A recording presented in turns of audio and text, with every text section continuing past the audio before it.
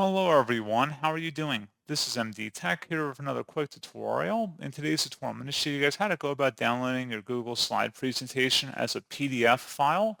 So this should hopefully be a pretty straightforward process, guys. And without further ado, let's go ahead and jump straight into it. So all I have to do is select the File tab at the top left, select Download, and then select where it says PDF document.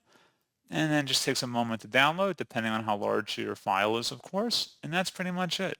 So as always, thank you guys for watching this brief tutorial. I do hope that was able to help you out, and I do look forward to catching you all in the next tutorial. Goodbye.